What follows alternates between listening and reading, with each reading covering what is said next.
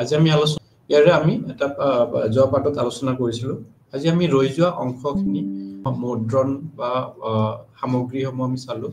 প্ৰাসংগিক পুথি অপ্ৰক্ষেপিত শিক্ষণ সমল এইবিলাক আমি গোটেইখিনি আলোচনা কৰিলো আজি আমি আলোচনা কৰিম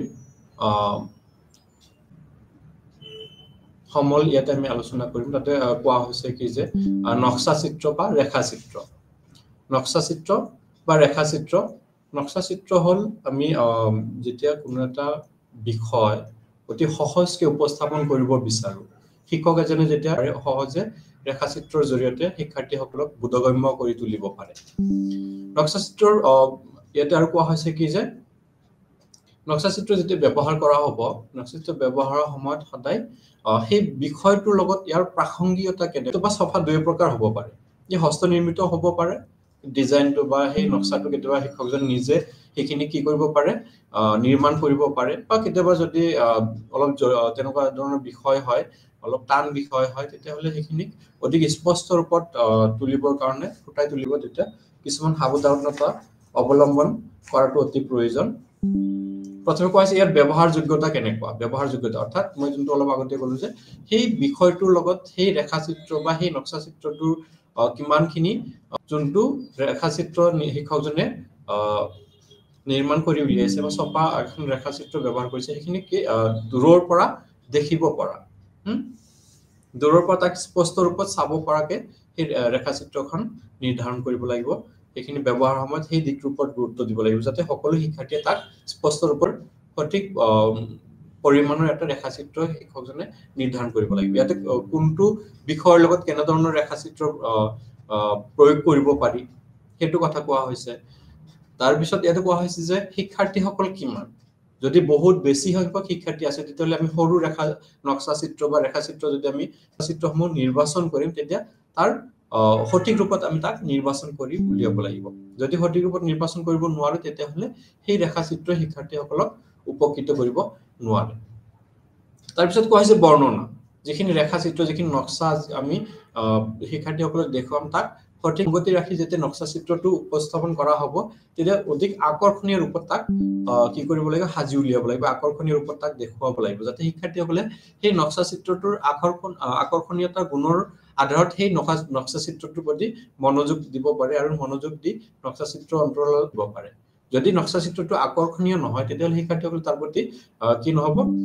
গুৰুত্ব নিদিব তাৰ প্ৰতি মনোযোগ নিদিব গতিকে শিক্ষাৰ্থীসকলৰ মনোযোগ আকৰ্ষণ কৰিব পৰাকে নক্সা চিত্ৰটো অধিক আকৰ্ষণীয় হৈ উঠাটো প্ৰয়োজন তাৰ পিছত ইয়াতে কোৱা হৈছে যে লেখ চিত্ৰ হল আমি যেতিয়া সাংখ্যিক মানসমূহ উপস্থাপন কৰে বৃত্ত চিত্ৰ হ'ব পাৰে আয়ত চিত্ৰ হ'ব পাৰে এইবিলাক একোটা লেখ চিত্ৰ গতিকে শিক্ষক এজনে যেতিয়া সাংখ্যিক মানসমূহ উপস্থাপন কৰিব উপস্থাপনৰ সময়ত লেখ চিত্ৰৰ সহায় ল'ব পাৰে শিক্ষাৰ্থীসকলে সহজে তাক বুজি পাব পৰাকে যি তথ্য যেতিয়া আমাৰ থাকে সেই তথ্যখিনিক উপস্থাপন কৰিবৰ কাৰণে কেতিয়াবা আমি তুলনামূলক কোনটো ভাল কোনটো বেয়া সেইটো চাবৰ কাৰণে কোনটো শুদ্ধ কোনটো অশুদ্ধ সেইখিনি চাবৰ কাৰণে তুলনামূলক ধাৰণাটো লাভ কৰিবৰ কাৰণে হ'ব পাৰে সহজে শিক্ষাৰ্থীসকলৰ মনত এক ৰেখাছাপ কৰি তুলিব পাৰে লেখচিত্ৰৰ তথ্যক সহজ কৰি প্ৰকাশ কৰে তথ্যসমূহক অধিক সহজ কৰি লেখচিত্ৰৰ সহায়ত কি কৰিব পৰা যায় প্ৰকাশ কৰিব পৰা যায় তথ্য লেখচিত্ৰ মানে কি মানটো যদি চাও সেইটো আমি বোধগম্য হোৱাত আমাৰ বিভিন্ন সমস্যাৰ হয় গতিকে সেই সমস্যাটো যাতে নহয় তাৰ কাৰণে কি কৰা হৈছে ইয়াতে লেখচিত্ৰৰ সহায়ত যদি উপস্থাপন কৰা হয় অধিক সহজভাৱে আমি তুলনা কৰিব পাৰো দুটা বস্তুৰ ধাৰণা সহজভাৱে আয়তা তেতিয়া বাৰম্বাৰতা বহুভুজ বুলি কোৱা হয় উদাহৰণস্বৰূপে যদি ক'ব পাৰো যে 10টা বছৰৰ কোনো এটা বিশেষ ক্ষেত্ৰত যিখিনি আমাৰ খৰচ হয় সেই খৰচৰ পৰিমাণ যদি 2010 পৰা 2020 লৈ যিখিনি খৰচ হৈছে আমাৰ খৰচৰ হিতানটো আমি কি কৰিব পাৰো কোনটো বছৰত কিমান খৰচ হ'ল তাক উপস্থাপন কৰিব পাৰো আমি বহুভুজৰ জৰিয়তে বহুভুজৰ আধাৰত এইখিনি আমি উপস্থাপন কৰিব পাৰো বা আমাৰ কি কৰা হয় শ্ৰেণী অন্তৰালৰ জৰিয়তে আমাৰ পৰিসাংখ্যিক দিশসমূহ ইয়াত আমি কি কৰো স্তম্ভৰ জৰিয়তে কি কৰা হয় ইয়াত তথ্যখিনি উপস্থাপন কৰা হয় একোটা স্তম্ভৰ জৰিয়তে সেই তথ্যখিনি সাপোজ এটা পৰিয়ালৰ যিমানখিনি কি আছে মেম্বাৰ আছে সদস্য আছে পৰিয়ালৰ সদস্যসকলৰ বয়সৰ যিখিনি দণ্ডচিত্ৰ সহায়ত প্ৰত্যেকজন সদস্যৰ বয়সটো যেতিয়া আমি দেখুৱাম তেতিয়া কোন অটোমেটিক্যালি এইটো আমাৰ স্বতন্ত্ৰভাৱে আমাৰ মনত তুলনা এটা আমি কৰিব পাৰিম ই ইমান ডাঙৰ ই ইমান সৰু ইয়াৰ বয়স ইমান বেছি ইয়াৰ ইমান কম কোৱা হয় বৃত্তচিত্ৰক পাইচিত্ৰ বুলি কোৱা হয় পাইচিত্ৰত কোৱা হৈছে যে গোটেই সংখ্যাৰ মানখিনিক ইয়াতে কি কৰা হয় 360 ডিগ্ৰী 365 ডিগ্ৰীলৈ কি কৰা হয় কনভাৰ্ট কৰি লোৱা হয় ৰূপান্তৰ কৰি বৃত্ত এটো আয়চিত্ৰ আৰু দণ্ডচিত্ৰৰ দুটা একে ধৰণৰ যদিও দণ্ডচিত্ৰটো সম্পূৰ্ণৰূপে এটা আনটোতকৈ পৃথক হৈ থাকে দুটা কেতিয়াও লগ লাগি নাথাকে কিন্তু আয়চিত্ৰত এটা ৰেখা আন এটা ৰেখাৰ লগত কি হৈ থাকে লগ লাগি থাকে গতিকে আয়চিত্ৰ আৰু দণ্ডচিত্ৰৰ মাজত এইটো দিশৰ তথ্যসমূহক আমি উপস্থাপন কৰিব পাৰো গতিকে এইটা হল লেখৰ প্ৰকাৰ আমি চাৰি প্ৰকাৰ লেখ আমি সাধাৰণতে পাওঁ বহুভুজ দণ্ডচিত্ৰ বৃত্তচিত্ৰ আৰু প্ৰচাৰ কৰিব পাৰো প্ৰাচীৰ পত্ৰৰ জৰিয়তে বিভিন্ন বিষয়ৰ ধাৰণাক প্ৰচাৰ কৰিব পাৰো শ্ৰেণী কোঠাত শিক্ষকজনে বিভিন্ন বিষয়ৰ তথ্য উপস্থাপন কৰি কি কৰিব পাৰে প্ৰাচীৰ কৰি তাক শিক্ষাৰ্থীসকলে আগত উপস্থাপন কৰিব পাৰে আৰু সেই প্ৰাচীৰ পত্ৰসমূহক বিশ্লেষণ কৰি শিক্ষকজনে কি কৰিব পাৰে শিক্ষাৰ্থীসকলক জ্ঞান প্ৰদান কৰিব পাৰে এটা হৈছে বিভিন্ন বিষয়ৰ তথ্য বা জ্ঞানৰ প্ৰচাৰ কৰিবলৈ প্ৰাচীৰ পত্ৰক এক গুৰুত্বপূৰ্ণ শিক্ষণ সমল হিচাপে ব্যৱহাৰ কৰা অৱলম্বন কৰাটো কি হ'ব নালাগে যে যিকোনো এটা বস্তু আনি তাত শিক্ষাৰ্থীসকলক উপস্থাপন কৰিলে হেতু নহয় যিকোনো এটা উদ্দেশ্য আগত ৰাখি সেই প্ৰাচীৰ পত্ৰসমূহক দিব নালাগে পৰ্যাপ্ততা মানে তাত পৰ্যাপ্ত পৰিমাণৰ কি থাকিব লাগিব প্ৰাচীৰ পত্ৰত সেই ধাৰণাখিনি সন্নিবিষ্ট হৈ থাকিব লাগিব যিখিনি ধাৰণা উপস্থাপন কৰিব লাগিব শিক্ষাৰ্থীৰ বয়সৰ শিক্ষাৰ্থীসকলৰ কাৰণে কোনো এজন টিচাৰ প্ৰাচীৰ পত্ৰ ব্যৱহাৰ কৰে সেই দুটাৰ মাজত ডিফাৰেন্স থাকিব পাৰ্থক্য থাকিব সেইকাৰণে ইয়াতে কোৱা হৈছে যে শিক্ষাৰ্থীসকলৰ বয়স দুটা শ্ৰেণী যেটো বয়সৰ ব্যৱধান বহুত বেছি গতিকে সেই বয়স ভিত্তি কৰি প্ৰাচীৰ পত্ৰসমূহ প্ৰস্তুত কৰিব লাগিব বা প্ৰাচীৰ পত্ৰসমূহ নিৰ্বাচন কৰিব লাগিব যে কোনটো স্তৰৰ শিক্ষাৰ্থীসকলৰ মানসিক স্তৰ কেনেকুৱা আৰু সেই মানসিক স্তৰৰ লগত মিল ৰখাকে প্ৰাচীৰ পত্ৰসমূহ নিৰ্বাচন কৰিব লাগিব বা নিৰ্ধাৰণ কৰিব লাগিব যৌক্তিক আৰু প্ৰণালীবদ্ধ যৌক্তিক প্ৰাচীৰ পত্ৰসমূহৰ যিখিনি বিষয় থাকিব লাগিব যুক্তিযুক্ততা থাকিব লাগিব আৰু প্ৰণালীবদ্ধ হ'ব লাগিব সিস্টেমেটিক প্ৰণালীবদ্ধভাৱে তাক উপস্থাপন কৰিব লাগিব যিখিনি বিষয়বস্তু উপস্থাপন কৰিছে সেই বিষয়বস্তুখিনি প্ৰণালীবদ্ধ এটাৰ পিছত এটা প্ৰণালীবদ্ধ সিস্টেমেটিক বস্তুখিনি উপস্থাপন কৰিব লাগিব যদি বিষয়সমূহ বিভিন্ন ঠাইত উপস্থাপন কৰা হয় তাত কোনো ধৰণৰ প্ৰণালীবদ্ধতা অনুসৰণ কৰা নহয় তেতিয়া সেই প্ৰাচীৰ পত্ৰিকাখনত বা প্ৰাচীৰ পত্ৰখনৰ পৰা শিক্ষাৰ্থীসকলে উপকৃত নহবও পাৰে কাৰণ সিহঁতে বিভিন্ন ঠাইৰ পৰা বস্তুটো বিচাৰি উলিয়াবলৈ টান পাব গতিকে যদি সিস্টেমেটিকলি আছে এটাৰ পিছত এটা গোটেইখিনি বস্তু প্ৰণালীবদ্ধভাৱে উপস্থাপন কৰিছে তেতিয়া তাক বুজি পোৱা শিক্ষাৰ্থীসকলৰ বিশেষ অসুবিধা নহব তাৰ পিছত কোৱা হৈছে যে অপ্ৰয়োজনীয় দিশ এৰাই চলা যিখিনি অপ্ৰয়োজনীয় দিশ যিখিনি নহলে নহয় যিখিনি দিশ নহলে কোনো ক্ষতি নহয় প্ৰাচীৰ পত্ৰিকাখনত সেইখিনি এৰাই চলিব লাগিব যিখিনি অপ্ৰয়োজনীয় কোনো ধৰণৰ প্ৰাসংগিকতা নাই কোনো ধৰণৰ সেই বিষয়টোৰ লগত তাৰ মিল নাই তেনেকুৱা ধৰণৰ দিশসমূহ এৰাই চলাটো উচিত বুলি কোৱা হৈছে এৰাই চলিব লাগিব গতিকে এইকেইটা সাৱধানতা আমি প্ৰাচীৰ পত্ৰ ব্যৱহাৰ কৰাৰ সময়ত অৱলম্বন কৰাটো প্ৰয়োজন তাৰ পিছত কোৱা হৈছে প্ৰক্ষেপিত চাক্ষুষ সঁজুলি প্ৰক্ষেপিত দৃষ্টি সম্পৰ্কীয় সঁজুলিসমূহ প্ৰক্ষেপিত যিখিনি আমি বিশেষ এটা যন্ত্ৰৰ সহায়ত এঠাইৰ পৰা বেলেগ এটা ঠাইত তাক প্ৰক্ষেপ কৰি তাক আমি কি কৰো চাও প্ৰক্ষেপ কৰি যোন ঠাইত বস্তুটো জোৰ পৰা দেখুৱাইছে হেতু তাত নহয় বেলেগ এটা ঠাইৰ পৰা তাক ৰিফ্লেক্ট কৰিছে প্ৰতিবিম্ব হিচাপত আমি তাৰ পৰা দেখিবলৈ পাইছো প্ৰক্ষেপিত আমাৰ আজিকালি শিক্ষণ প্ৰক্ৰিয়াত প্ৰজেক্টৰটো ব্যৱহাৰ কৰা হয় ওভাৰহেড প্ৰজেক্টৰ এলসিডি প্ৰজেক্টৰ স্লাইড প্ৰজেক্টৰ স্মাৰ্ট বোৰ্ডটো ইয়াতে প্ৰক্ষেপিত চাক্ষুষ সঁজুলিৰ ভিতৰতে পৰে বৰ্তমান সময়ত শিক্ষাৰ ক্ষেত্ৰখনত প্ৰযুক্তি বিজ্ঞানৰ দ্ৰুত অগ্ৰগতিৰ ফলত সেই প্ৰক্ষেপিত চাক্ষুষ সঁজুলিসমূহৰ ব্যৱহাৰো বহুত বেছি হৈ আছে দিনে দিনে ইয়াৰ ব্যৱহাৰৰ ক্ষেত্ৰসমূহ বাঢ়ি গৈ আছে গতিকে প্ৰক্ষেপিত সঁজুলি হল যেতিয়া কোনো তথ্য বা বিষয় বা চিত্ৰ ডাঙৰকৈ দেখুৱাবলৈ প্ৰদীপ্ত পৰ্দাত প্ৰদৰ্শন কৰি সহজে উপস্থাপন কৰা এটা সঁজুলি যেতিয়া কোনো এটা বিষয় ডাঙৰকৈ দেখুৱাব লগা হয় শ্ৰেণীকোঠাত বহুত শিক্ষাৰ্থী আছে গতিকে সেই শিক্ষাৰ্থীসকলে সাধাৰণ চিত্ৰ এটা দূৰৰ শিক্ষাৰ্থীসকলে তাক কি কৰিব নোৱাৰিব পাৰে তাক চাব নোৱাৰিব পাৰে দূৰৰ একদম পিছফালৰ বহা শিক্ষাৰ্থীজনে গতিকে সেই শিক্ষাৰ্থীজনেও উপকৃত হ'ব পৰাকে ইয়াতে কি কৰা হয় ডাঙৰকে এটা প্ৰদীপ্ত পৰ্দাত মানে য'ত কি হয় আলো বা পোহৰৰ দ্বাৰা প্ৰতিফলিত এটা পৰ্দা পোহৰ কি হৈ থাকে পৰ্যাপ্ত পোহৰ থাকে পোহৰৰ দ্বাৰা প্ৰতিফলিত এটা পৰ্দাত কি কৰা হয় সেই বিষয়টো সেই ইমেজটো বা সেই ছবিটো বা সেই বিশেষ ধাৰণাটো তাত কি কৰা হয় সময় দিয়া হয় আৰু তাত প্ৰতিফলিত হয় সেইখিনি শিক্ষাৰ্থীসকলৰ চকুত দেখা পোৱাকে সেইখিনি প্ৰতিফলিত হয় গতিকে বস্তু বিষয় বা চিত্ৰ এটা তথ্য এটা যেতিয়া ডাঙৰকে সকলো শিক্ষাৰ্থীয়ে বুজি পাব পৰাকে উপস্থাপন কৰিব লগা হয় তেনে ক্ষেত্ৰত আমি কি কৰিব পাৰো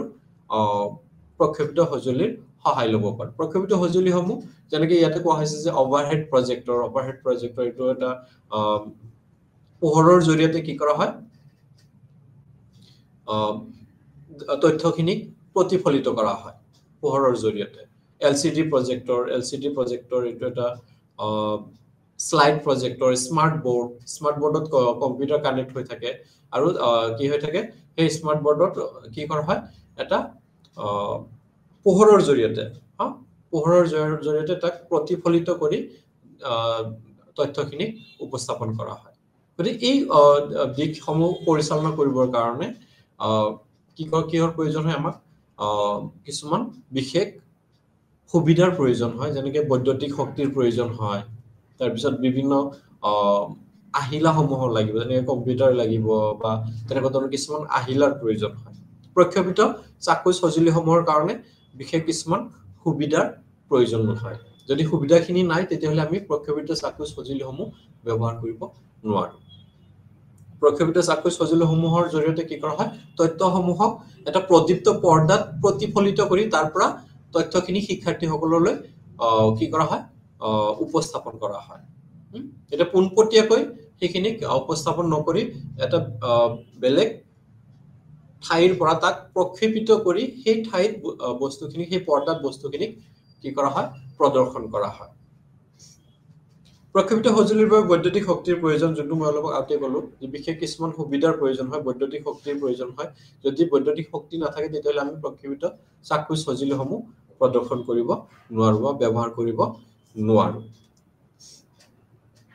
প্ৰক্ষেপিত সঁজুলি সাধাৰণতে পাৱাৰ পইণ্ট উপস্থাপনত ব্যৱহাৰ কৰা হয় পাৱাৰ পইণ্ট উপস্থাপন কম্পিউটাৰত আমি কৰো লেপটপত কৰো আৰু সেইখিনি ক'ত কৰো আমি এটা পৰ্দাত কৰো এটা মনিটৰত কৰো এটা বিশেষ পৰ্দাত সেইখিনি প্ৰক্ষেপিত কৰা হয় বা প্ৰদৰ্শিত কৰা হয় গতিকে প্ৰক্ষেপিত সঁজুলিসমূহ সাধাৰণতে পাৱাৰ পইণ্ট উপস্থাপনত ব্যৱহাৰ কৰা আমি বিভিন্ন সভা সমিতি বা তেনেকুৱা ধৰণৰ বিভিন্ন ৱৰ্কশ্বপত আমি কি কৰি দেখিবলৈ পাওঁ বিভিন্ন অভিজ্ঞ ব্যক্তিসকল সমল ব্যক্তিসকল সেই নিজৰ যিখিনি ক'ব লগা কথা নিজৰ যিখিনি উপস্থাপন সেইখিনি কি কৰে পাৱাৰ পইণ্টৰ জৰিয়তে সৰ্বসাধাৰণ বা সেই ঠাইত উপস্থিত হোৱা ব্যক্তিসকলৰ আগত উপস্থাপন কৰে গতিকে সেই পাৱাৰ পইণ্ট উপস্থাপনৰ সময়ত প্ৰক্ষেপিত সঁজুলি ব্যৱহাৰ হয় ইয়াতে কোৱা হৈছে যে সেই বিষয়সমূহ যিখিনি পাৱাৰ পইণ্টৰ বিষয় সন্নিৱিষ্ট হয় সেইখিনি একোটা শ্লাইডত কি কৰে গোটেই বিষয়খিনি কি কৰে সেই ব্যক্তিজন সমল ব্যক্তিজন অভিজ্ঞ ব্যক্তিজন সেইখিনি অন্তৰ্ভুক্ত কৰি লয় আৰু একোটা শ্লাইডত সেইখিনি কি কৰে ক্ৰমান্বয়ে অভিজ্ঞ ব্যক্তিজন বৰ্ণনা কৰি যায় উপস্থাপন কৰি যায় ইয়াতে পাৱাৰ পইণ্ট উপস্থাপনৰ বৰ্তমান শিক্ষণ প্ৰক্ৰিয়াত এটা গুৰুত্বপূৰ্ণ দিশ পাৱাৰ পইণ্ট উপস্থাপনৰ জৰিয়তে শিক্ষাৰ্থীসকলৰ মনোযোগ আকৰ্ষণ কৰিব পাৰি পাৱাৰ পইণ্ট উপস্থাপনৰ জৰিয়তে শিক্ষকসকলে কি কৰিব পাৰে বিষয়বস্তু অধিক ধীৰতাৰে কি কৰিব পাৰে তাক উপস্থাপন কৰিব পাৰে যেহেতু তাত বিভিন্ন সমলসমূহ বা বিভিন্ন দিশসমূহ সন্নিৱিষ্ট কৰা থাকে শিক্ষকসকলে বা ব্যক্তিসকলে জাস্ট কি কৰিব সেইখিনি বৰ্ণনা কৰি যাব একফালৰ পৰা সেই সাধাৰণ ৰূপত সন্নিৱিষ্ট হোৱা দিশসমূহক বৰ্ণনা কৰি একফালৰ পৰা বৰ্ণনা কৰি যায় গতিকে ইয়াতে পাৱাৰ পইণ্ট প্ৰেজেন্টেশ্যনত এটা সুবিধা হৈছে কি যে ইয়াতে সেই ব্যক্তিজনে কোনো বস্তু পাহৰি নাযায়, তাৰ পিছত এটা যেহেতু আগতীয়াকৈ সেইখিনি নিৰ্ধাৰণ কৰি থৈ দিয়া যায়, গতিকে সেই বিষয়খিনি ক'ব লগা বিষয়খিনি উপস্থাপন কৰিব লগা বিষয়খিনি গোটেইখিনি ধুনীয়াকে পদ্ধতিগতভাৱে প্ৰণালীবদ্ধভাৱে ইয়াক কি কৰিব পৰা যায়, উপস্থাপন কৰিব পৰা যায়। পাৱাৰ পইণ্ট উপস্থাপনত কিছুমান দিশৰ ওপৰত মন কৰিব লগা দিশৰ কথা কোৱা হৈছে। ইয়াতে কিছুমান দিশৰ প্ৰতি আমি সদায় গুৰুত্ব দিব লাগিব। সেই দিশকেইটা হৈছে যে স্পষ্ট আখৰ, পাৱাৰ পইণ্টৰ যিখিনি আখৰ ব্যৱহাৰ কৰা হ'ব সেই আখৰসমূহ স্পষ্ট হ'ব লাগিব, স্পষ্ট কথা উপস্থাপন কৰিব লাগিব। তাত কোনো ধৰণৰ যাতে সেই আখৰসমূহত যাতে কোনো ধৰণৰ কি নাথাকে, অস্পষ্ট কোনো দিশ নাথাকে, দূৰৰ পৰা তাক দেখা পোৱাকে, দূৰৰ পৰা যাতে তাক দেখিব পাৰি সেইটো হিচাপত উপস্থাপন কৰিব লাগিব। কেৱল একে ধৰণৰ আখৰৰ ব্যৱহাৰৰ কথা কোৱা হৈছে, যিখিনি আখৰ তাত ব্যৱহাৰ কৰা হ'ব সেই আখৰখিনি একে ধৰণৰ হ'ব, বিভিন্ন ফন্ট বা বিভিন্ন ধৰণৰ আখৰ ব্যৱহাৰ কৰিব নালাগে, একে ধৰণৰ আখৰ ব্যৱহাৰ কৰিব লাগে। দুটা শাৰীৰ মাজত পৰ্যাপ্ত ব্যৱধান থাকিব লাগে, দুটা শাৰীৰ মাজত পৰ্যাপ্ত ব্যৱধান ৰখাটো অতি প্ৰয়োজন। যদি দুটা শাৰীৰ মাজত পৰ্যাপ্ত ব্যৱধান নাথাকে তেতিয়াহ'লে সেই বিষয়টো শিক্ষাৰ্থীসকল বুজি পোৱাত কেতিয়াবা অসুবিধাৰ সৃষ্টি কৰিব পাৰে, সেইকাৰণে দুটা শাৰীৰ মাজত ব্যৱধান ৰখাটো অতি প্ৰয়োজন। তাৰপিছত ৰং ব্যৱহাৰতো সাৱধানতাৰ কথা কোৱা হৈছে। যেতিয়া ৰং ব্যৱহাৰ কৰা হয়, ৰং ব্যৱহাৰৰ ক্ষেত্ৰত সাৱধানতা অৱলম্বন কৰাটো অতি প্ৰয়োজন। বিভিন্ন বিষয়ৰ ৰং উপস্থাপনৰ সময়ত সাৱধান হ'ব লাগিব, অৰ্থাৎ দুটা একে ধৰণৰ বস্তু যেতিয়া ভিন্ন ৰং হ'ব তেতিয়া বুজি পোৱাত অসুবিধা হ'ব। একে ধৰণৰ বিষয় যেতিয়া একে ৰং ব্যৱহাৰ কৰা হ'ব সেইটো শিক্ষাৰ্থীসকলে সহজে বোধগম্য হৈ উঠিব পাৰে। গতিকে সেই ৰং ব্যৱহাৰৰ ক্ষেত্ৰতো সেইটো দিশৰ ওপৰত গুৰুত্ব দিব লাগে বুলি কৈছে, সাৱধান হ'ব লাগে যাতে একে ধৰণৰ দুটা বিষয়ৰ মাজত ভিন্ন ৰং নহয়। তাৰপিছত বহুত বেছি বিষয় থাকিব নালাগে, এটা শ্লাইডত বহুত বেছি বিষয় সন্নিৱিষ্ট কৰিব নালাগে, এটা নিৰ্ধাৰিত সীমিত বিষয় সন্নিৱিষ্ট কৰি সেইখিনি উপস্থাপন কৰিব লাগে। তাৰপিছত কৈছে চিত্ৰ, মানচিত্ৰ, লেখ আদি স্পষ্ট ব্যৱহাৰ। চিত্ৰ, মানচিত্ৰ, লেখ আদি যদি তাত ব্যৱহাৰ কৰা হয় সেইখিনি স্পষ্ট ৰূপত তাক ব্যৱহাৰ কৰিব লাগিব, তাত কোনো ধৰণৰ অস্পষ্ট চিন বা কোনো অস্পষ্ট চাপ থাকিব নালাগে, গোটেইখিনি স্পষ্ট ৰূপত তাক উপস্থাপন কৰিব লাগিব, ব্যৱহাৰ কৰিব লাগিব। তাৰপিছত কোৱা হৈছে যে শ্লাইডৰ পৰ্যাপ্ততা, শ্লাইড অতি বহুত বেছি হ'ব নালাগে আৰু একদম কমো হ'ব নালাগে, সেইটোৰ কথা কোৱা হৈছে যে পৰ্যাপ্ততা, যিখিনি দৰকাৰ সেইখিনি থাকিব লাগে। বহুত বেছি শ্লাইড থাকিলেও অসুবিধা হ'ব পাৰে, বহুত কম থাকিলেও অসুবিধা হ'ব পাৰে। গতিকে শ্লাইডৰ যেতিয়া পাৱাৰ পইণ্ট উপস্থাপন কৰিব তেতিয়া সেই শ্লাইডৰ দিশটোৰ ওপৰতো গুৰুত্ব দিব লাগিব ব্যক্তিজনে পাৱাৰ পইণ্ট প্ৰেজেন্টেশ্যনৰ সময়ত।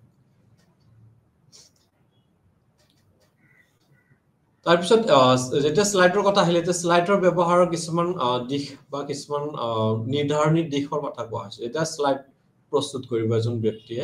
পাৱাৰ পইণ্টৰ কাৰণে তেতিয়া কিছুমান দিশ তেওঁ কি কৰিব লাগিব, গুৰুত্ব দিব লাগিব, নিৰ্ধাৰণী কিছুমান দিশৰ কথা কোৱা হৈছে। যে এটা শ্লাইড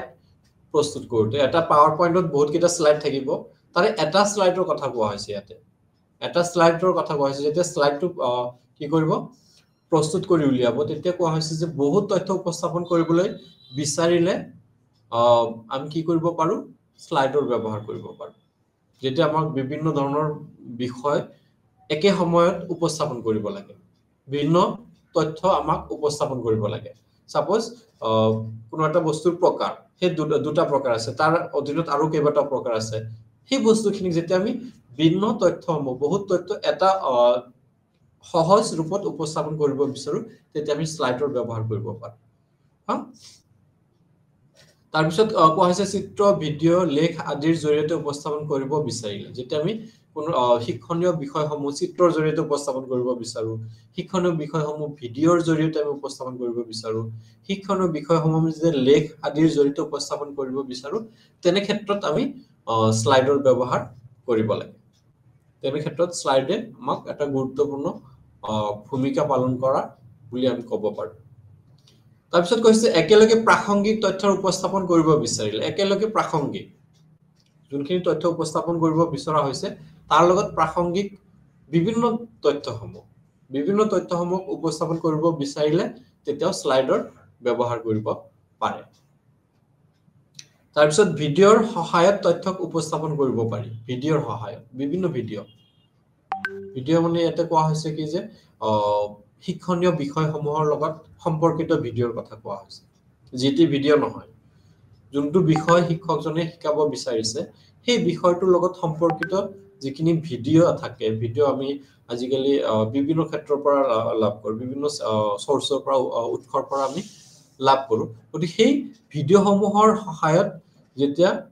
আমি কি কৰিব বিচাৰো শিক্ষণীয় বিষয়সমূহক উপস্থাপন কৰিব বিচাৰো শিক্ষক এজনে ভাবে যে এই বিষয়টো মই ভিডিঅ'ৰ জৰিয়তে কি কৰিম শিক্ষাৰ্থীসকলক আগত উপস্থাপন কৰিম ভিডিঅ'ৰ জৰিয়তে উপস্থাপন কৰিলে শিক্ষাৰ্থীসকলে সহজে তাক বুজি পাব শিক্ষাৰ্থীসকলে সহজে তাক আয়ত্ত কৰিব পাৰিব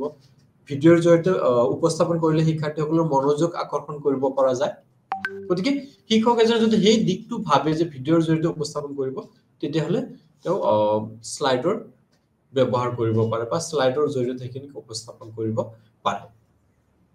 গতিকে স্লাইড ব্যৱহাৰৰ নিৰ্ধাৰিত দিশসমূহ আমি চালো যে বহুত তথ্য যেতিয়া একেলগে উপস্থাপন কৰিব বিচাৰো তেতিয়া আমি স্লাইডৰ ব্যৱহাৰ কৰো বা স্লাইডৰ এটা নিৰ্ধাৰিত দিশ হিচাপে কি কোৱা হৈছে তথ্য কিমান পৰিমাণ তথ্য হেতুৰ এটা নিৰ্ধাৰিত দিশ বুলি কোৱা হৈছে নিৰ্ধাৰিত দিশ বুলি কোৱা হৈছে চিত্ৰ ভিডিঅ' আদি লেখ আদি জৰিয়তে যেতিয়া শিকাব বিচৰা হয় একেলগে প্ৰাসংগিক তথ্যক উপস্থাপন কৰিব বিচাৰিলে ভিডিঅ'ৰ সহায়ত তথ্যক উপস্থাপন কৰিব বিচাৰিলে গতিকে এইকেইটা নিৰ্ধাৰিত দিশ দিশৰ আধাৰত আমি স্লাইড ব্যৱহাৰ কৰিব পাৰো তাৰপিছত কোৱা হৈছে কি যে অনলাইন ভিডিঅ' কল অনলাইন ভিডিঅ' কলটো এটো এটা কি প্ৰক্ষেপিত চাক্ষুষ সঁজুলিৰ ভিতৰত পৰে অনলাইন ভিডিঅ' কলত আমি কি দেখিবলৈ পাওঁ যে আজিকালি বিভিন্ন অনলাইন প্লেটফৰ্ম যেনে গুগল মিট জুম বা তেনেকুৱা ধৰণৰ কিছুমান এপ সেই এপৰ জৰিয়তে আমি কি কৰোঁ অনলাইন ভিডিঅ' কল কৰোঁ অনলাইন মিটিং কৰোঁ গতিকে সেই অনলাইন মিটিংখনত আমি দেখিবলৈ পাওঁ যে কোনো ৰিসোৰ্স পাৰসন বা অভিজ্ঞ ব্যক্তি সমল ব্যক্তিজনে তেওঁৰ পৰা কি কৰে সেই তথ্যসমূহক স্ক্ৰীন শেয়াৰ কৰে স্ক্ৰীন শেয়াৰ কৰাৰ লগে লগে সেইখিনি আমি যিমানখিনি মানুহ তাত অংশগ্ৰহণ কৰোঁ সেই গোটেইখিনি মানুহে সেই স্ক্ৰীনটো আমি দেখিবলৈ পাওঁ সেইটো প্ৰক্ষেপিত চাক্ষুষ সঁজুলিৰ ভিতৰত এটা অংশ বুলি কোৱা হৈছে এটা দিশ বুলি কোৱা হৈছে অনলাইন ভিডিঅ' কলটো আমি কি কৰোঁ বিভিন্ন ঠাইৰ পৰা বিভিন্ন ব্যক্তিয়ে কি কৰিব পাৰো এজন ব্যক্তিয়ে যিখিনি তথ্যক উপস্থাপন কৰিছে সেই ব্যক্তিৰ গোটেই তথ্যখিনিক আমি বিভিন্ন ঠাইৰ পৰা কি কৰিব পাৰো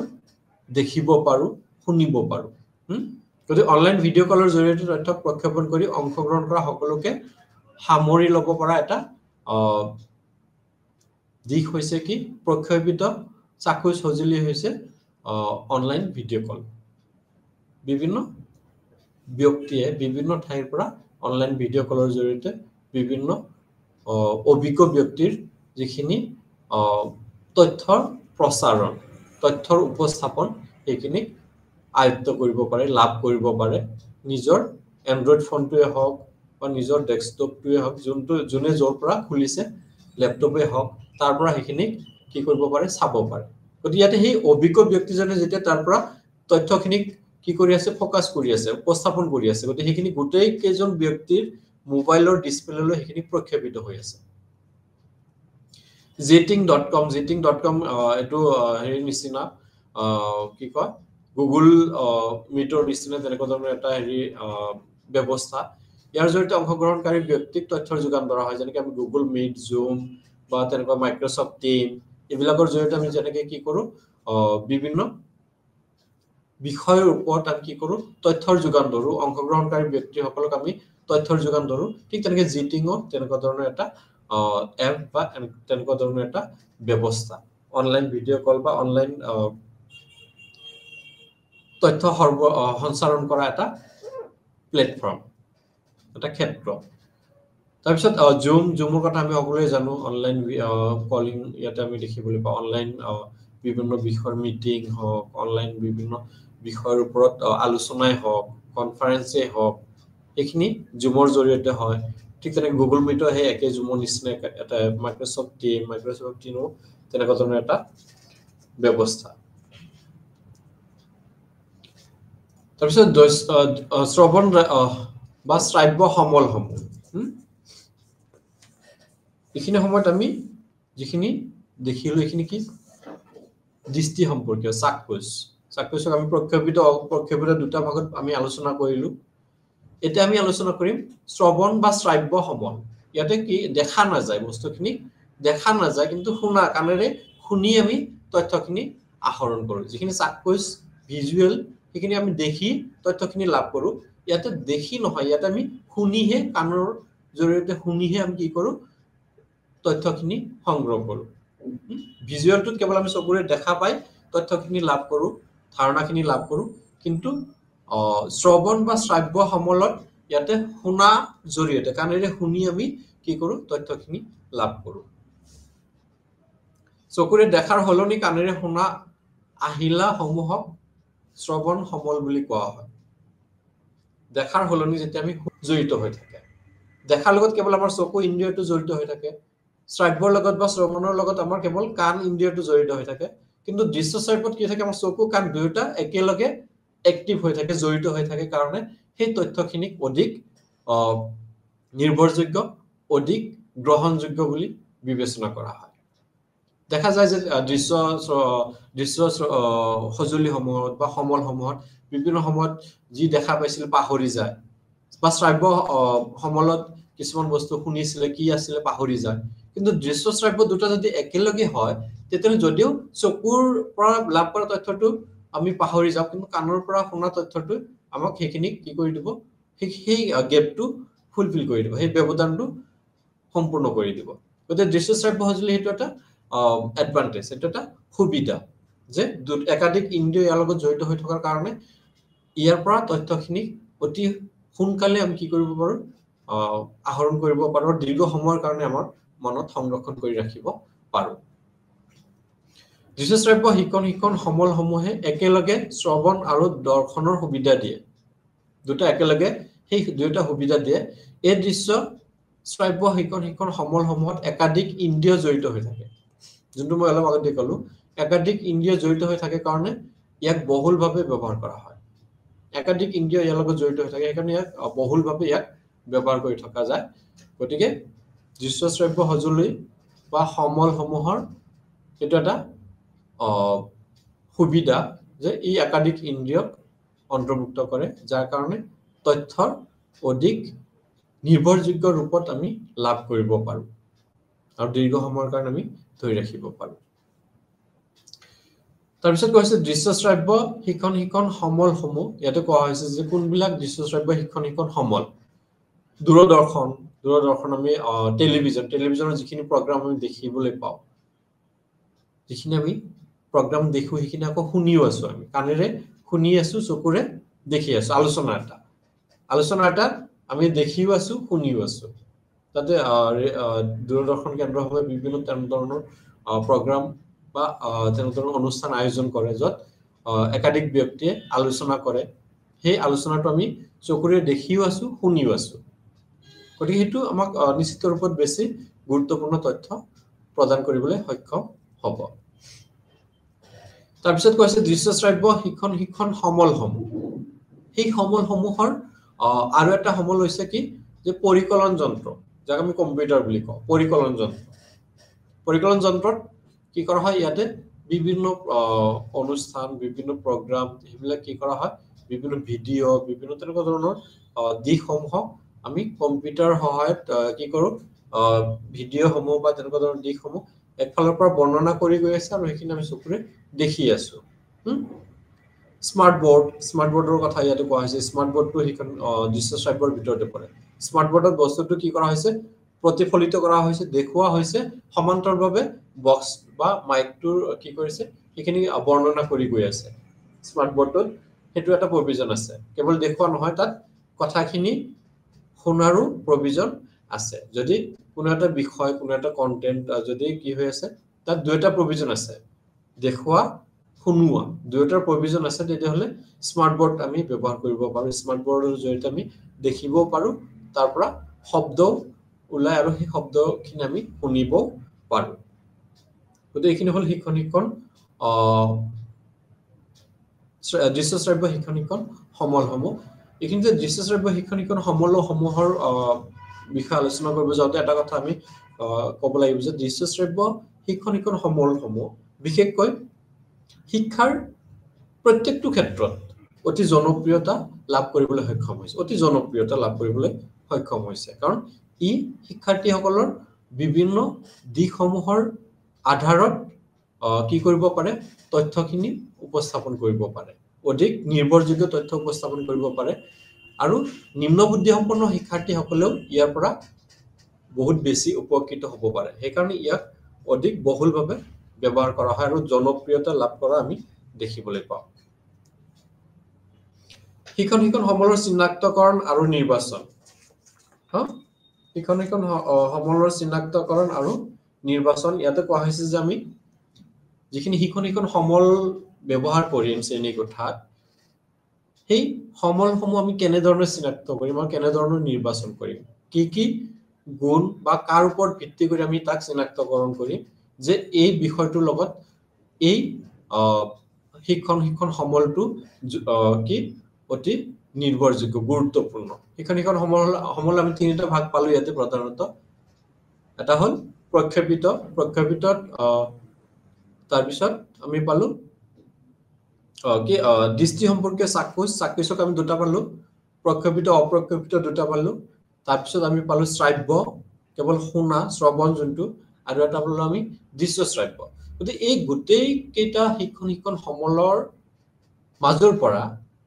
কোনো এটা বিষয়ত কোনটো সমল বেছি গ্ৰহণযোগ্য কোনটো সমল অতি নিৰ্ভৰযোগ্য হ'ব বুলি আমি ভাবিম তাৰ কাৰণে ইয়াতে কি কোৱা হৈছে যে নিৰ্বাচন প্ৰক্ৰিয়াটো অতি গুৰুত্বপূৰ্ণ এটা দিশ পালন কৰে ইয়াতে চিনাক্তকৰণৰ সমান্তৰালভাৱে নিৰ্বাচনৰ ক্ষেত্ৰতো অতি গুৰুত্বপূৰ্ণ ভূমিকা পালন কৰিব লাগিব তেতিয়াহে আমি শিক্ষণ শিক্ষণ সমলসমূহৰ ব্যৱহাৰৰ যিখিনি উপকাৰিতা সেইখিনি আমি লাভ কৰিবলৈ সক্ষম হ'ম শিক্ষণ শিক্ষণ সমলৰ চিনাক্তকৰণ আৰু নিৰ্বাচনত অধিক সতৰ্কতা অৱলম্বন কৰাটো অতি প্ৰয়োজন যোনটো মই অলপ আগতে ক'লো অধিক সতৰ্কতা অৱলম্বন কৰাটো প্ৰয়োজন কাৰণ যদি সমলসমূহৰ লগত বিষয়বস্তুৰ কোনো ধৰণৰ কি নাথাকে মিল নাথাকে প্ৰাসংগিকতা নাথাকে তেতিয়াহ'লে সেইখিনি শিক্ষাৰ্থীসকলৰ উপকাৰ কৰা সলনি অপকাৰহে কৰিব শিক্ষাৰ্থীসকলে তাৰ পৰা সিহঁতৰ মনত এটা জটিলতা দিশ সোমাই যাব যদি বিষয় আৰু সমলৰ মাজত কোনো ধৰণৰ মিল নাথাকে গতিকে সেইটোৰ ক্ষেত্ৰত ইয়াতে অধিক সতৰ্কতা অৱলম্বন কৰাৰ কথা কোৱা হৈছে অধিক সতৰ্কতা অৱলম্বন কৰিলে আমি কি কৰিব শিক্ষাৰ্থীসকলক অধিক উপকৃত হ'ব পৰাকৈ আমি সমলসমূহক উপস্থাপন কৰিব পাৰো ইয়াতে কোৱা হৈছে শিক্ষণ শিক্ষণ সমলৰ ফলপ্ৰসূতা ব্যৱহাৰৰ তিনিটা স্তৰ অনুসৰণ কৰা হয় যেতিয়া আমি ইয়াৰ ফলপ্ৰসূতাৰ কথা কম যেতিয়া আমি চিনাক্তকৰণৰ কথা কম যেতিয়া আমি ইয়াৰ নিৰ্বাচনৰ কথা কম তেতিয়া তিনিটা দিশৰ কথা কোৱা হৈছে যে সেই তিনিটা দিশ গুৰুত্ব দি তিনিটা দিশৰ ওপৰত গুৰুত্ব দি যদি কোনো এজন ব্যক্তিয়ে কি কৰে শিক্ষণ শিক্ষণ সমলসমূহ নিৰ্বাচন কৰে শিক্ষণ শিক্ষণ সমলসমূহ ব্যৱহাৰ কৰে তেতিয়াহ'লে সেই শিক্ষণ শিক্ষণ সমলসমূহ অধিক ফলপ্ৰসূ হ'ব তিনিটা দিশৰ কথা কোৱা হৈছে প্ৰথম স্তৰটো কি কৈছে চিনাক্তকৰণৰ কথা কোৱা হৈছে চিনাক্তকৰণ উপযুক্ত বিষয় উপযুক্ত শিক্ষণ শিক্ষণ সমলৰ লগত সংলগ্ন হ'ব লাগিব বিষয়টোৰ লগত যদি শিক্ষণ শিক্ষণ সমলৰ কোনো ধৰণৰ কি নাথাকে মিল নাথাকে তেতিয়াহ'লে এইটো কেতিয়াও এটা ফলপ্ৰসূ কি হ'ব নোৱাৰে শিক্ষণ শিক্ষণ সমল হ'ব নোৱাৰে গতিকে নিৰ্বাচনৰ প্ৰক্ৰিয়াৰ সময়ত সেইখিনি বা চিনাক্তকৰণ প্ৰক্ৰিয়াৰ সময়ত সেইখিনি গুৰুত্ব দিব লাগিব গতিকে তিনিটা স্তৰৰ কথা কোৱা হৈছে তিনিটা স্তৰ অনুসৰণ কৰি আমি ইয়াৰ ফলপ্ৰসূতাৰ আধাৰটো আমি কি কৰিব পাৰো জানিব পাৰো প্ৰথম কোৱা হৈছে চিনাক্তকৰণ দ্বিতীয়তে কোৱা হৈছে উপস্থাপন আৰু তৃতীয়তে কোৱা হৈছে মূল্যায়ন এই তিনিটা স্তৰৰ আধাৰত তিনিটা পৰ্যায়ৰ আধাৰত কি কৰা হয় শিক্ষণ শিক্ষণ প্ৰক্ৰিয়াৰ লগত জড়িত সমলসমূহৰ ফলপ্ৰসূতাৰ বিষয়ে আমি অৱগত হ'ব পাৰো গতিকে এইখিনি ইয়াতে বহলাই আলোচনা কৰা হৈছে প্ৰথম স্তৰ চিনাক্তকৰণ স্তৰত কোৱা হৈছে যে শিক্ষণ শিক্ষণ সমল চিনাক্তকৰণৰ সময়ত মনত ৰাখিব লগা কেইটামান দিশ আছে তাৰ আগতে আমি আগতে আলোচনা কৰিলোঁ যে চিনাক্তকৰণত কি যে কোনটো বিষয়ৰ লগত কোনো এটা বিষয়ৰ লগত কেনে ধৰণৰ শিক্ষণ শিক্ষণ সমল তাত ব্যৱহাৰ কৰিব পৰা যাব ব্যৱহাৰযোগ্য হয় হেতুক চিনাক্তকৰণৰ কথা কোৱা হৈছে ইয়াতে যে শিক্ষাৰ্থীসকলৰ মানসিক স্তৰ শিক্ষাৰ্থীসকলৰ বয়স হিচাপে বিষয়টোৰ লগত সংলগ্ন সমলসমূহ ঠিকে আছে নে নাই গতি মানসিক স্তৰ হিচাপত কি কৰিব লাগিব সমলসমূহক চিনাক্তকৰণ কৰিব লাগিব হেতুৰ কথা ইয়াতে কোৱা হৈছে যে চিনাক্তকৰণ প্ৰক্ৰিয়া অতি গুৰুত্বপূৰ্ণ প্ৰক্ৰিয়া এই প্ৰক্ৰিয়াৰ জৰিয়তে আমি কি কৰিব পাৰো সঠিক এটা শিক্ষণিকৰণ সমল নিৰ্ধাৰণ কৰিব পাৰো আৰু সেই সমলটোৰ আধাৰ হিচাপে লৈ আমি শিক্ষণীয় বিষয়সমূহ অধিক সহজ ৰূপত উপস্থাপন কৰিব পাৰো গতি এই ক্ষেত্ৰত মন কৰিব লগা কেইটামান কথা চিনাক্তকৰণ প্ৰক্ৰিয়াৰ লগত জড়িত কেইটামান দিশ ইয়াতে কোৱা হৈছে কিছুমান মন কৰিব লগা কথা প্ৰথমে কৈছে শিক্ষণ উদ্দেশ্য আৰু কাৰ্য কোনটো উদ্দেশ্য আগত ৰাখি শিক্ষাদান কাৰ্যৰ মূল উদ্দেশ্যটো কি শিক্ষাদান কাৰ্যৰ মূল উদ্দেশ্য আৰু কাৰ্য কি উদ্দেশ্য আৰু কি কাৰ্য কৰিব হেতু প্ৰথমে জানি ল'ব লাগিব যে এই বিষয়টো এই পাঠটোৰ মূল উদ্দেশ্য মোৰ এই শিক্ষাদান কাৰ্যটোৰ মূল উদ্দেশ্য এইখিনি বিষয় শিক্ষাৰ্থীসকলৰ আগত উপস্থাপন কৰা হেতু মূল উদ্দেশ্য গতি সেই উদ্দেশ্যটো নিৰ্ধাৰণ কৰি তাৰ পিছত মই কেনেকে সেই উদ্দেশ্যত উপনীত হ'ম কাৰ্য কি কৰি এই কাৰ্যৰ আধাৰত উদ্দেশ্যৰ কাৰ্যৰ আধাৰত কি কৰিব লাগিব সমলসমূহক নিৰ্বাচন কৰিব লাগিব এতিয়া যদি মোৰ উদ্দেশ্য কি যে কোনো এটা বিষয়ৰ ধাৰণা শিক্ষাৰ্থীসকলক দিয়া সেই ধাৰণাটোৰ কাৰ্য হিচাপে মই কি কোনটো পদক্ষেপ লম যদি তাত ইলেক্ট্ৰিচিটিৰ ব্যৱস্থা নাই তেতিয়া মই যদি কাৰ্য হিচাপত তাত কি কৰো প্ৰক্ষেপিত সঁজুলি ব্যৱহাৰৰ কথা কওঁ ইলেক্ট্ৰিচিটিৰ ব্যৱস্থা নাথাকিলে হেতু আমি কাৰ্যকৰী ৰূপত কি কৰিব নোৱাৰো ব্যৱহাৰ কৰিব নোৱাৰো গতি উদ্দেশ্যৰ আধাৰত মোৰ কাৰ্য কি হ'ব হেতু হিচাপতহে সমলটো চিনাক্তকৰণ কৰা হ'ব যদি কাৰ্য হিচাপত সমলটো চিনাক্ত কৰিব পৰা নাযায় তেতিয়াহলে হেতু শিক্ষাৰ্থীসকলে উপকৃত নহব যে যেনেকৈ মই ক'লো যে মই কাৰ্য কৰিম প্ৰক্ষেপিত কিন্তু তাত ইলেক্ট্ৰিচিটি ব্যৱস্থা নাই মই যোনটো কাম কৰিম সেইখিনিৰ আধাৰতহে সমলটো নিৰ্বাচন কৰিব লাগিব ব্যক্তি পাৰ্থক্যৰ ধাৰণাটো গুৰুত্ব দিব লাগিব প্ৰত্যেকজন ব্যক্তিৰ মানসিক অৱস্থা আশা আকাংক্ষা আগ্ৰহ অভিৰুচি অভিক্ষমতা কেতিয়াও এক নহয় প্ৰত্যেক ব্যক্তিৰ হেতু বেলেগ বেলেগ গতি সেই ব্যক্তি পাৰ্থক্যতাৰ দিশৰ আধাৰত কি কৰিব লাগিব বিষয়সমূহ নিৰ্বাচন কৰিব লাগিব সমলসমূহ নিৰ্বাচন কৰিব লাগিব যদি সমলসমূহ কেৱল ভাল ষ্টুডেন্টৰ কাৰণে নিৰ্বাচন কৰা হয় বেয়া ষ্টুডেন্টখিনি তাৰ পৰা উপকৃত নহয় কেৱল বেয়া ষ্টুডেন্টৰ কাৰণে সেইখিনি যদি নিৰ্বাচন কৰা হয় তাৰ পৰা আকৌ ভাল ষ্টুডেন্টখিনি বেছি উপকৃত নহয় কিন্তু উভয় শিক্ষাৰ্থীসকলে উপকৃত হ'ব পৰাকে বিষয়সমূহ নিৰ্বাচন কৰিব লাগে গতিকে হেতু ব্যক্তি পাৰ্থক্যৰ দিশৰ কথা কোৱা হৈছে শিক্ষকৰ ক্ষমতা আৰু শিক্ষাগত যোগ্যতাৰো ইয়াত এটা গুৰুত্বপূৰ্ণ দিশ বুলি কোৱা হৈছে যে শিক্ষকজনে সেই সমলটো ব্যৱহাৰ কৰিব পাৰিবনে নাই প্ৰক্ষেপিত সঁজুলিৰ যিখিনি আহিলা আছে সেই আহিলাসমূহ ব্যৱহাৰৰ ধাৰণাটো শিক্ষকজনৰ আছে নে নাই মই যদি প্ৰজেক্টৰটো ব্যৱহাৰ কৰিব খুজো যদি প্ৰজেক্টৰটো কেনেকৈ ব্যৱহাৰ কৰিব লাগে সেই ধাৰণাটো যদি মোৰ নাথাকে তেতিয়াহ'লে মই সেই ক্ষমতাটো মোৰ নাই ক্ষমতাটো নথকাৰ কাৰণে মই সেইটো ব্যৱহাৰ কৰিম বুলি ভাবিলেও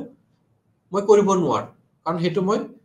পৰিচালনা কৰিব নাজানো ব্যৱহাৰ কৰিব নাজানো গতিকে সেই ক্ষমতাটো মোৰ নাথাকাৰ কাৰণে মই সেইটো ব্যৱহাৰ কৰিব নোৱাৰো গতিকে সেইটো এটা গুৰুত্বপূৰ্ণ দিশ যে শিক্ষকজনৰ ক্ষমতা কিমানলৈকে পাৰিব সেই ক্ষমতাৰ আধাৰত কি কৰিব পাঠ্য বিষয়সমূহ সমলসমূহ চিনাক্ত কৰিব বিদ্যালয়ৰ সামগ্ৰী আৰু কাৰিকৰী দিশৰ স্তৰ বিদ্যালয়ৰ সামগ্ৰীসমূহ কি আছে কাৰিকৰী দিশ হেতু যোনটো মই ক'লো তাত কম্পিউটাৰ ব্যৱস্থা আছে নে নাই তাত ইলেক্ট্ৰিচিটি ব্যৱস্থা আছে নে নাই গোটেই ৰুমটো পোহৰ পৰে নেকি তেনেকুৱা ধৰণৰ কিছুমান দিশৰ কথা ইয়াতে কোৱা হৈছে সামগ্ৰী আৰু কাৰিকৰী দিশসমূহ সামগ্ৰী মানে ইয়াতে সেই কম্পিউটাৰটো আছে নে নাই প্ৰজেক্টৰটো আছে নে নাই সেইটো চাব লাগিব যদি মোৰ স্কুলত মোৰ কলেজত প্ৰজেক্টৰ নাই মই সেইখিনি ব্যৱহাৰ কৰিম বুলি ভাবিলেও মই কাৰ্যকৰী ৰূপত কৰিব নোৱাৰো কাৰিকৰী দিশৰ যদি মোৰ ধাৰণা নাই কাৰিকৰী যিখিনি সাপোৰ্টৰ প্ৰয়োজন হয় সমৰ্থনৰ প্ৰয়োজন সেইখিনি নাথাকিলে মই সেইখিনি ব্যৱহাৰ কৰিব নোৱাৰো তাৰপিছত শিক্ষণ সমলৰ বৈশিষ্ট্যসমূহ যোনটো শিক্ষণ সমল ব্যৱহাৰ কৰিব বিচাৰিছে তাৰ বৈশিষ্ট্য কেনেকুৱা যেনেদৰে ইয়াৰ ইলেক্ট্ৰিচিটিৰ প্ৰয়োজন হয় নে ইয়াৰ কাৰিকৰী জ্ঞানৰ প্ৰয়োজন হয় নেকি সেই বৈশিষ্ট্যখিনি জানিব লাগিব এই গোটেইকেইটাৰ ওপৰত ভিত্তি কৰি আমি ইয়াক চিনাক্তকৰণ কৰিব লাগিব দ্বিতীয় স্তৰ উপস্থাপন ইয়াতে উপস্থাপন স্তৰত শিক্ষক আৰু শিক্ষাৰ্থীৰ মাজত যোগাযোগ আৰু আন্তঃক্ৰিয়া সামৰি লয় শিক্ষকজনে গোটেইখিনি প্লেনিং স্তৰত চিনাক্তকৰণ স্তৰত গোটেইখিনি কৰি ললে যে কি ব্যৱহাৰ কৰিব ক'ত কৰিব আৰু উপস্থাপন হল ক্লাছৰুমত আহি শিক্ষকজনে যেতিয়া উপস্থাপন কৰিব উপস্থাপনৰ সময়ত শিক্ষাৰ্থীসকলৰ লগত যোনটো আন্তঃক্ৰিয়া যোগাযোগ হয় সেই গোটেইখিনি সামৰি লয় এই স্তৰত তিনিটা পদক্ষেপ গ্ৰহণ কৰাৰ কথা কোৱা হৈছে যেনে প্ৰথম শিক্ষণ সমল ব্যৱহাৰ কাৰণ জনা কোনটো কাৰণৰ আধাৰত কিহৰ কাৰণে শিক্ষকজনে হেতু ব্যৱহাৰ কৰিবলৈ লৈছে এই কাৰণটো মনত ৰাখিব লাগিব যে এই বিষয়টো মই সহজ কৰি তুলিবৰ কাৰণে সমলটো ব্যৱহাৰ কৰিছো এই বিষয়টো অধিক আকৰ্ষণীয় কৰিবৰ কাৰণে মই সমলটো ব্যৱহাৰ কৰিছো সেই কাৰণটো আগতে জানি ল'ব লাগিব তাৰ পিছতহে আমি তাক ব্যৱহাৰ কৰিব লাগিব কোনটো কাৰণত আমি শিক্ষণ সমলসমূহ ব্যৱহাৰ কৰিব লাগে সেইখিনি আমি উপস্থাপন স্তৰত সদায় মনত ৰখাটো প্ৰয়োজন দ্বিতীয়তে কোৱা হৈছে যে শিক্ষণ সমলৰ কাৰ্য আৰু প্ৰাসংগিকতা অনুসৰি সংগ্ৰহ শ্ৰেণী বিভাজন কৰা শিক্ষণ সমলৰ কাৰ্য আৰু প্ৰাসংগিকতা হেতু হিচাপত আমি শ্ৰেণী বিভাজন কৰিম কোনটো বিষয়ৰ কাৰণে কেনেধৰণৰ কি কাৰ্যৰ কাৰণে কেনেধৰণৰ শিক্ষণ সমলৰ প্ৰয়োজন হেতু আমি নিৰ্ধাৰণ কৰিম আৰু হেতু হিচাপত আমি যিখিনি বিষয় আমি হেৰি কৰিম নিৰ্ধাৰণ কৰিম এইখিনি আমি শ্ৰেণী বিভাজন কৰি লম যে প্ৰথম অংশত মই এইখিনি শিক্ষণ সমল ব্যৱহাৰ কৰিম এইটো শ্ৰেণীত মই এইখিনি শিক্ষণ সমল ব্যৱহাৰ কৰিম সায়েন্স বা বিজ্ঞানৰ ক্লাছত মই এইটো শিক্ষণ সমল ব্যৱহাৰ কৰিম গণিতৰ ক্লাছত এইখিনি সমল ব্যৱহাৰ কৰিব সাহিত্যৰ ক্লাছত এইখিনি সমল ব্যৱহাৰ কৰিব সেইখিনি শ্ৰেণী বিভাজন কৰি ৰাখিব লাগে শ্ৰেণী বিভাজন কৰা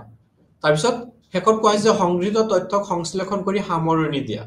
সংগৃহীত যিখিনি তথ্য সেইখিনি গোটেইখিনি সংশ্লেষণ কৰা গোটেইখিনি সংশ্লেষণ কৰি এটা গুৰুত্বপূৰ্ণ সিদ্ধান্তত উপনীত হোৱা বা সামৰণি দিয়া সো এইখিনি হল দ্বিতীয় উপস্থাপন স্তৰত এই তিনিটা দিশৰ ওপৰত গুৰুত্ব দিব লাগে গুৰুত্ব দি শিক্ষণ সমলৰ কাৰ্যকৰীতাৰ ধাৰণাক ফুটাই তুলিব লাগে তৃতীয় স্তৰ কোৱা হৈছে মূল্যায়ন স্তৰ এই স্তৰত গোটেই প্ৰক্ৰিয়াক মূল্যায়ন কৰি ফলপ্ৰসূতা নিৰ্ধাৰণ কৰা হয় গোটেই স্তৰ আগৰ যোন দুটা আমি স্তৰ পালো সেই গোটেইখিনি মূল্যায়ন কৰা হয় এইটো স্তৰত আহি এই স্তৰত শিক্ষণ সমলৰ সকলোবোৰ সুবিধা অসুবিধা গণ্য কৰা হয় সেই সমলসমূহৰ কি সুবিধা আছে অসুবিধা আছে গোটেইখিনি ইয়াতে গণ্য কৰি তাৰ পিছত কি কৰা হয় সেই শিক্ষণ সমলসমূহৰ ব্যৱহাৰযোগ্যতা প্ৰাসংগিকতা ইয়াৰ তাৎপৰ্যতা এইখিনি মূল্যায়ন কৰা হয় শিক্ষণ সমলৰ ব্যৱস্থাপনাত ইয়াতে কোৱা হৈছে কি যে আমি কিছুমান দিশৰ ওপৰত গুৰুত্ব দিব লাগিব ব্যৱস্থাপনাৰ ক্ষেত্ৰত শিক্ষণ সমলসমূহ আমি যিখিনি ব্যৱহাৰ কৰো সেইখিনি গোটেই প্ৰক্ৰিয়াটোৰ লগত ইয়াৰ যিখিনি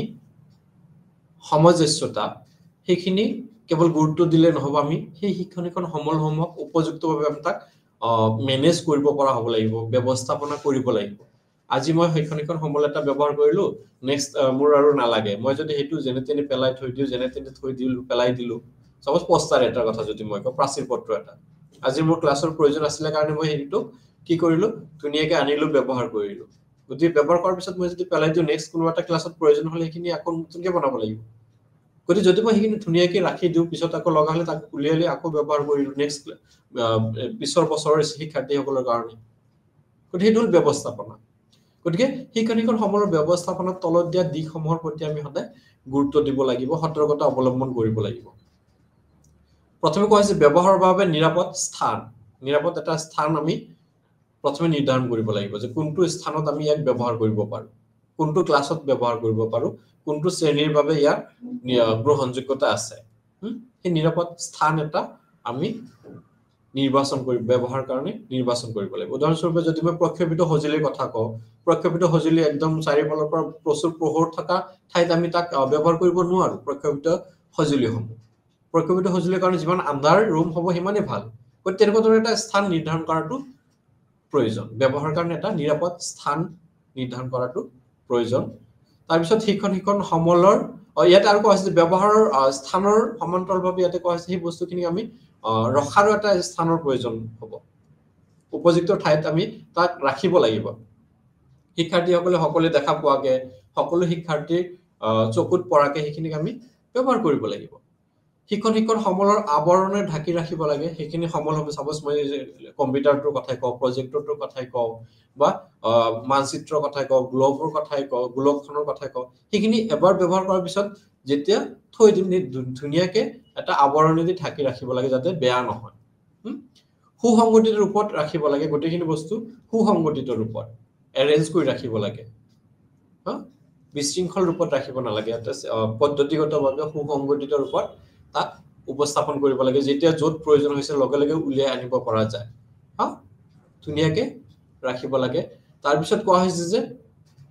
শিক্ষণ সমলৰ পৰীক্ষাগাৰ আধুনিকতাৰ লগত খাপ খোৱাকে ৰাখিব লাগে শিক্ষণ সমলৰ যোনটো পৰীক্ষাগাৰ থাকে আধুনিকতাৰ আধাৰত আপডেট বুলি আমি যাক কওঁ আপ টু ডেট হৈ থাকিব লাগে আধুনিকতাৰ সকলোবোৰ সুবিধা থাকিব লাগে